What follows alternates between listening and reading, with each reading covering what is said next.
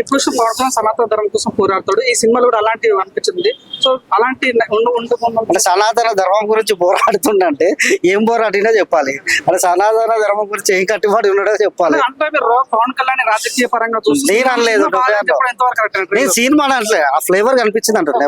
ఒక సినిమా చెప్పట్లే, మధ్యలో వస్తే కేజీఎఫ్ సినిమా కనపడుతుంది, లేకపోతే బాహుబలి సినిమా ఆ ఫ్లేవర్. ఇప్పుడు కొత్తగా వచ్చిన చావా, కానీ కొత్త క్రియేటివిటీ డైరెక్టర్ల దగ్గర లేదా అన్న ఒక డౌట్ అయితే మనకు స్పష్టంగా అనిపిస్తుంది. అంటే మీకు ఏం నచ్చలేదు ట్రైలర్ లో? మీకు ఏం నచ్చలేదు అసలు? ఆ జోనర్ ఎంచుకోవడం పవన్ కళ్యాణ్ నచ్చలేదు అసలు. అంటే ఆయనకు సెట్ అయ్యే జోనర్ కాదు యాక్చువల్.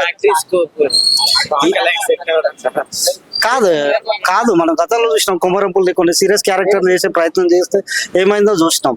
అవి సెట్ అయ్యేటి కావు. కొంచెం గబ్బర్ సింగ్ ఫ్లేవరు, కొంచెం Gudumba Shankar first half flavour, అలాంటి సినిమాలు అయితే కొంచెం పవన్ కళ్యాణ్ తొలి ప్రేమ, తమ్ముడు, ఇలాంటి genre. Pawan Kalyan different genre.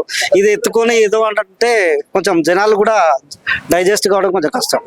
Keeravani గారు రాజమౌళికే మంచి బీజం ఇస్తాడు, వేరే వాళ్ళకి కూడా అంతగా వార్తలు వస్తున్నాయి. ఈ రోజు కన్ఫర్మేషన్ అయిందని, ఎందుకంటే బీజం కూడా అంత బాగాలేదని అంటే వార్తలు. అంటే ఇప్పుడు కీరవాణి అనేటైనా ఒక మెటీరియల్ పోయి ఆయన ఏంది, ఒక మెటల్, దాన్ని మనం ఎట్లా మార్చుకుంటే అట్లా ఇస్తాడు. నీ దగ్గర స్టఫ్ లేనప్పుడు, డైరెక్టర్ల దగ్గర లేనప్పుడు మళ్ళీ మార్చి కొట్టించుకోవచ్చు. వాళ్ళ దగ్గర లేనప్పుడు ఆయన ఏం చేస్తాడు? బ్లేమ్ చేయడం కరెక్ట్ కాదు కదా. అన్న హరిహర వీరమ్మలకి డైరెక్టర్ అందరూ చేంజ్ అవుతున్నారు. అసలు ఎందుకోసం చేంజ్ అవుతున్నారు అంటే స్క్రిప్ట్ సరిగా లేదన్న మీరే చెప్పాలి. అభిమానులు సినిమా పోస్ట్ పోన్ అవుతుంది, డైరెక్టర్లు మారుతారు, మరి మరో అజ్ఞాత వాసి సినిమా అవుతుంది ఏమన్నా నా డౌట్.